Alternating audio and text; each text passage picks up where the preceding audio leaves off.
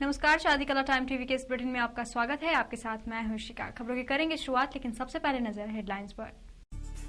हमारे युवा ही करेंगे सरकार का फैसला, 18 से 49 आयु के 70% वोट।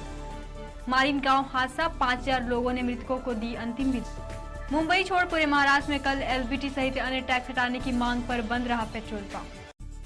पुलिस आला अधिकारियों की मनमानी, कृषि विभाग के उद्घाटन समारोह में समिति के कार्यकर्ताओं पर किया लाठीचार्ज।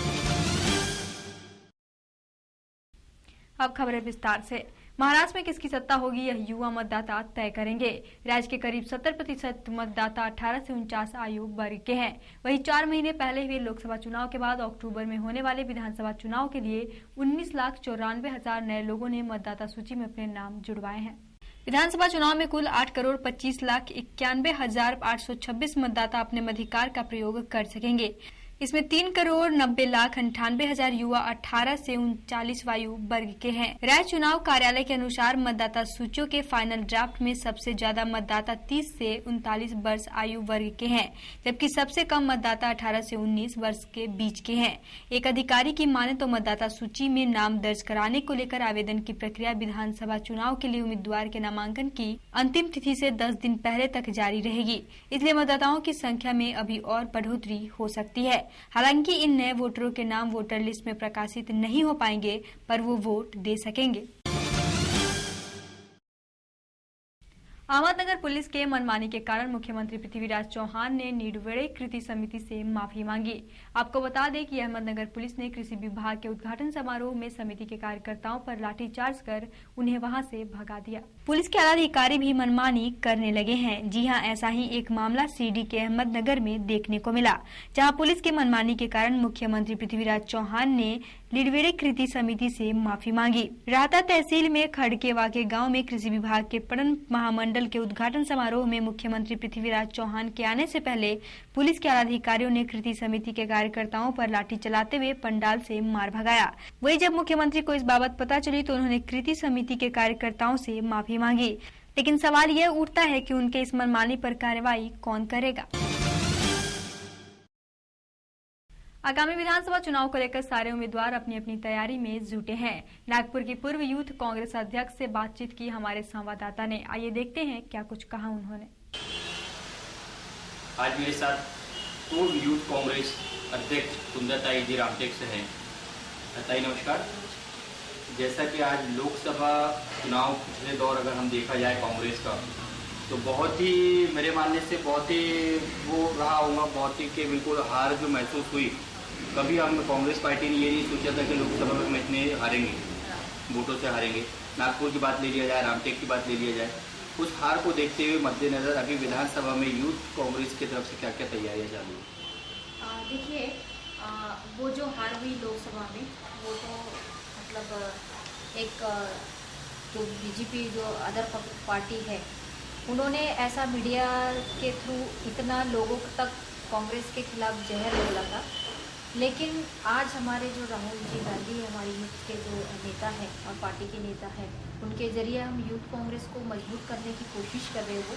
और यूथ हमारा हर घर में आज विधानसभा के लिए हर घर में पहुंच रहा है और वो चाहता है कि हमारे पार्टी ने जो काम किए हैं और वो काम लोगों तक पहुंच रहे या नहीं पहुंच रहे, उसकी वो जानकारी दे रहा है। और नहीं पहुंचे तो वो वहाँ तक पहुंचाने की कोशिश कर रहे हैं।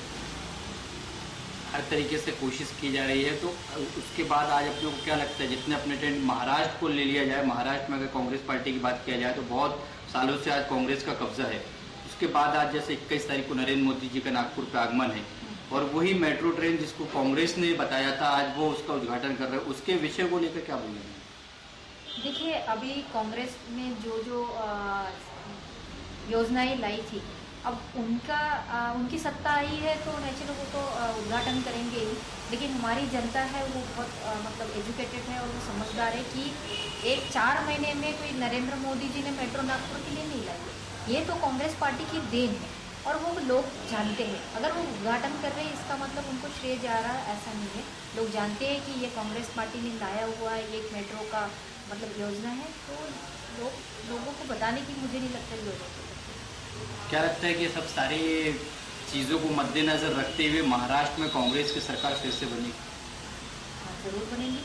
क्योंकि लोगों ने देखा है पूरे देश में नरेंद्र जी मोदी ने जो बोला था कि मैं 90 दिन में और मैं 1 महीने में 30 दिन में ये करूँगा वो करूँगा, लेकिन आज आप लोगों ने भी देखा है कि वो एक महंगाई नहीं कम कर सके। मतलब एक रोज़ के दिन ब दिन पेट्रोल के बोलो या सब्जियों के हर इसके भाव वो बढ़ाते जा रहे। तो इन लोगों को पता चल गया कि इन लोग मत से बोलने वाले हैं, तो करने वालों में से नहीं है।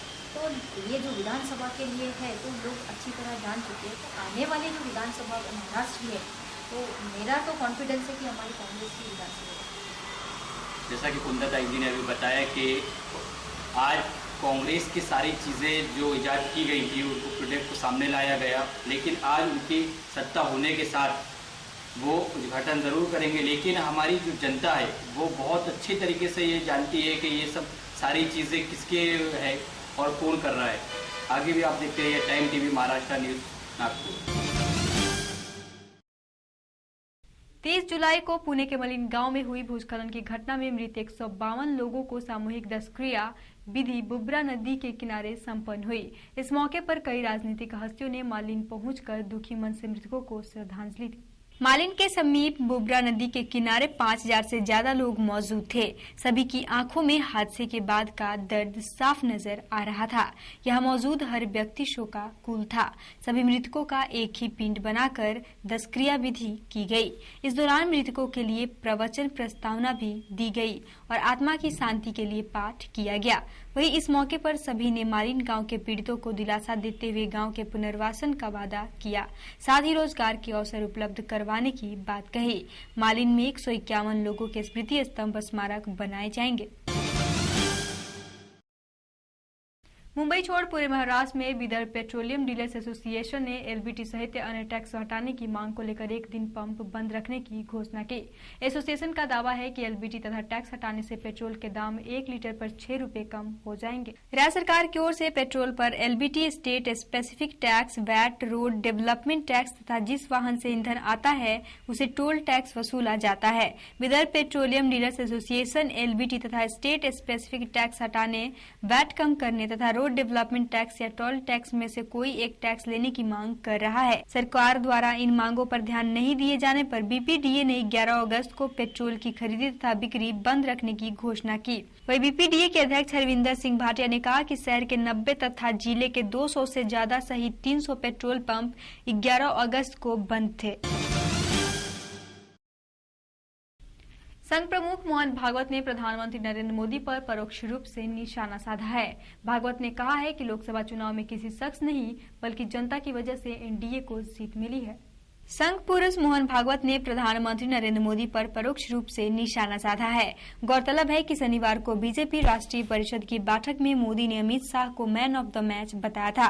इस पर भागवत ने कहा कि बीजेपी की अगुवाई वाली एनडीए सरकार के गठन का श्रेय किसी एक व्यक्ति को नहीं बल्कि लोगों को जाता है, क्योंकि बदलाव की इच्छा उनकी है, इस चलते यह मुमकिन हो पाया है। एक कार्यक्रम में शामिल होने आए भागवत ने हालांकि किसी का नाम नहीं लिया। उन्होंने कहा, नई सरकार के गठन का श्रेय देश के लोगों को जाता है, क्योंकि वे ही बदलाव लाना चाहते थे। ऐसा किसी एक नेता या पार्टी के कारण नहीं हुआ। भागवत ने कहा कि लोगों को वह सरकार मिली जिसके वो हकदार थे। खेड़ लोकसभा क्षेत्र के पूर्व सांसद किशन राव वानखेले का लंबी बीमारी के बाद एक अस्पताल में निधन हो गया। आपको बता दें कि वो 78 वर्ष के थे। वानखेले ने रविवार को अंतिम सांस ली। उन्हें उनके सादे जीवन और आम लोगों के साथ मधुर संबंधों के लिए पहचाना जाता था।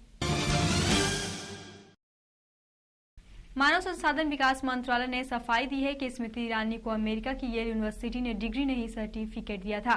उधर येल यूनिवर्सिटी की ओर से भी साफ कर दिया गया है कि स्मृति को एक हफ्ते के कार्यक्रम के बदले सर्टिफिकेट दिया गया था।